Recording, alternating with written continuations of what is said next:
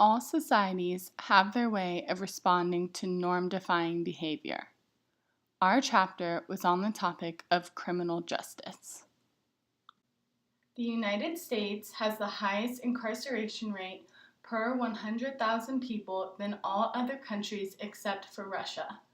This costs us a great deal and causes more of a disadvantage to minority groups who make up a majority of inmates.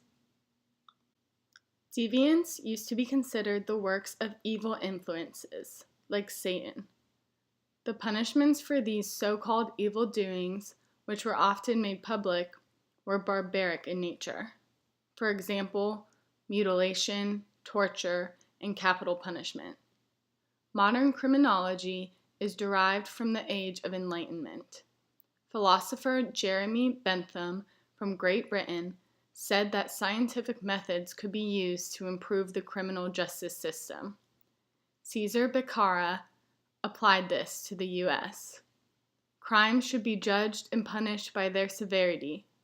Prevention is more important than punishment. The purpose of punishment was not revenge, but deterrence. The prisoners should be segregated as to not worsen lawlessness. A lot of prisons in the 1770s were made up of immigrants who were not used to America's laws.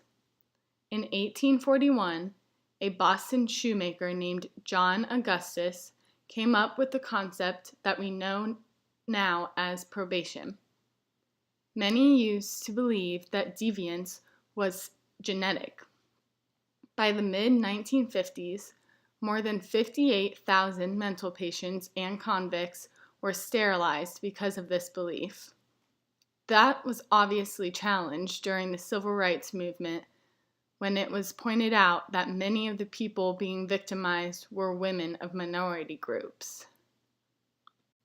State and local government expenses exceed those of the federal government by a factor of 4 in regards to criminal justice, and the costs keep rising. An inmate costs about $22,000 on average every year. Since states fund both prisons and public schools, they are competing for those funds, and opinions about how much goes to what is extremely polarized. As we all know, there are different punishments for different offenses. People who have not been convicted of violent offenses and who have no previous criminal record are likely to be put on probation. Those who have been convicted of offenses under local or state jurisdiction may be imprisoned in facilities that have often been determined to violate minimal humane standards of care. Federal convicts, on the other hand, may be incarcerated in prisons that are better when it comes to quality. There is also the option of parole for prisoners who have served time with good behavior. The amount of people who are in one of these 4 situations has increased dramatically since 1980. About 90% of inmates are male, and about 2/3 are minorities. Those who are deviant when they are young are likely to continue to be deviant.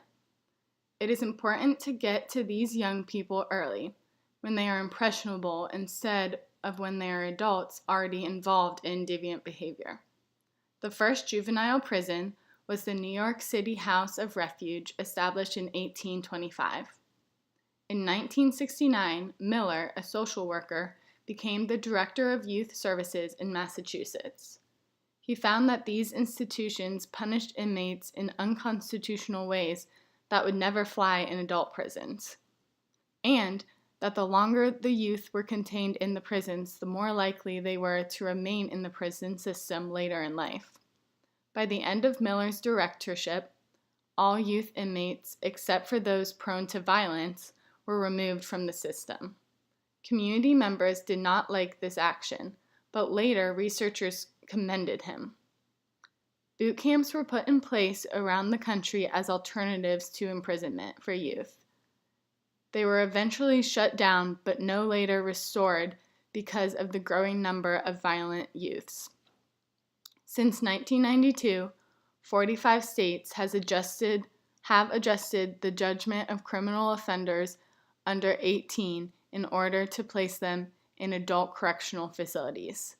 In 2007, it was reported that this practice was doing more harm than good.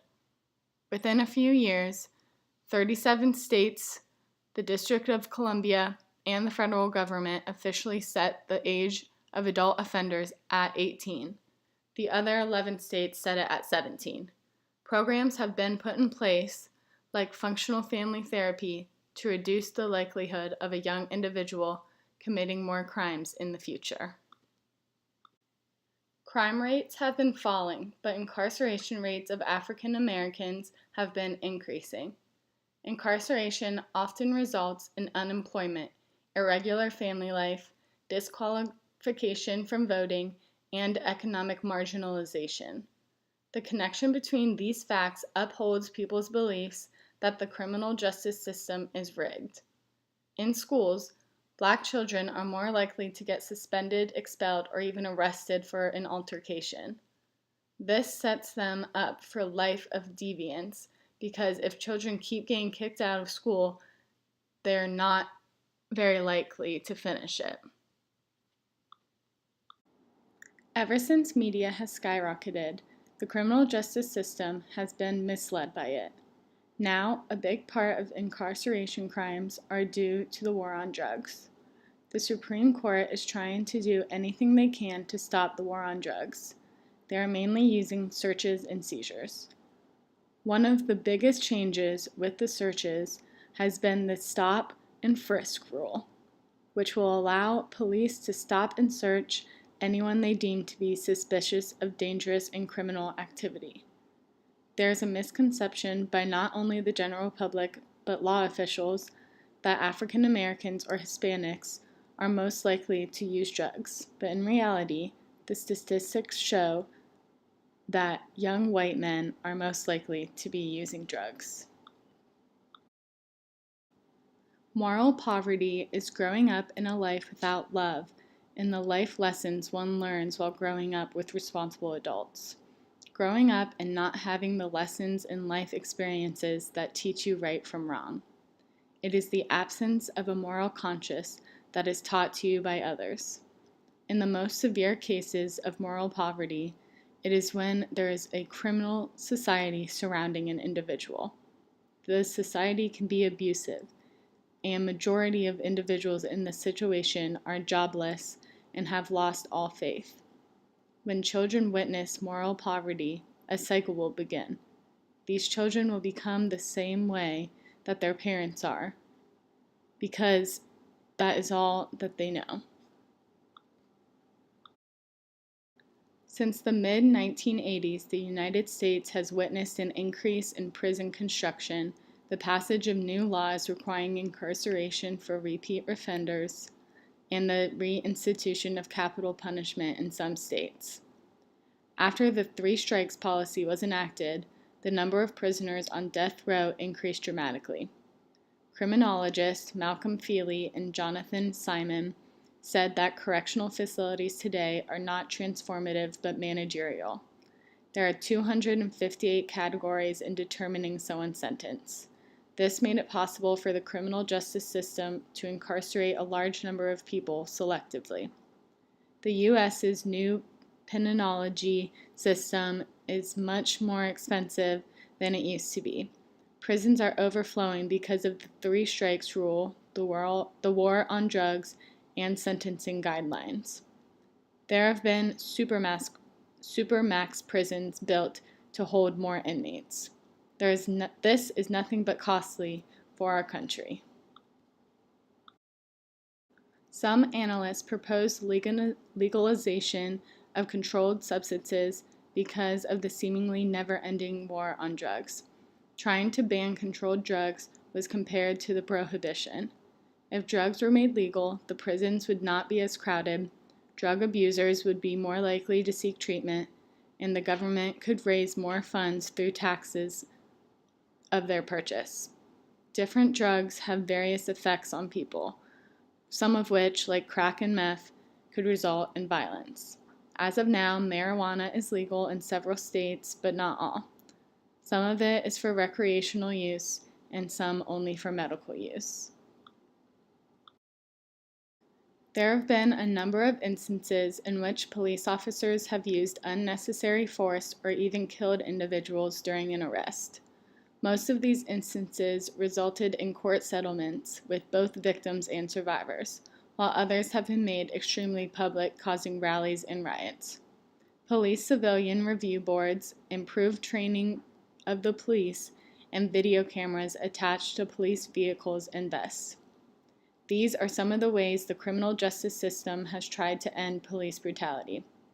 It is obviously still an issue today, but there are things being done to try and improve the issue. Reform is being called for.